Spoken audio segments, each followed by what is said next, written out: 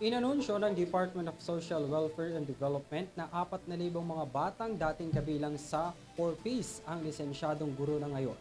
Narito si Criza Lopez para sa detalye ng balita.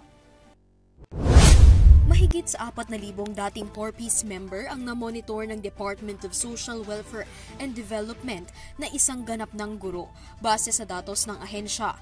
Ayon kay DSWD Assistant Secretary for Disaster Response Management Group Irene Dumlao, ang datos na ito ay salamin ng magandang epekto ng programa. Binibigyang diin din ito ang kahalagahan ng paghihikayat sa mga magulang na mamuhunan sa edukasyon. Base sa datos ng 4Ps National Program Management Office sa pamumuno ni Director Gemma Gabuya, may kabuang 1,225 na elementary level at 3,129 secondary level ang nakapasa sa Licensure Exam for Teachers o LET. Ang ilan pa sa mga nakapasang dating 4Ps member ay nakabilang sa top notcher sa March 2024 LET results. Ang 4Ps ay isa sa mga flagship program ng DSWD na may layong wakasan ang kahirapan at maiangat ang pamumuhay ng bawat Pilipino sa pamamagitan ng pamumuhunan sa edukasyon, nutrisyon at kalusugan.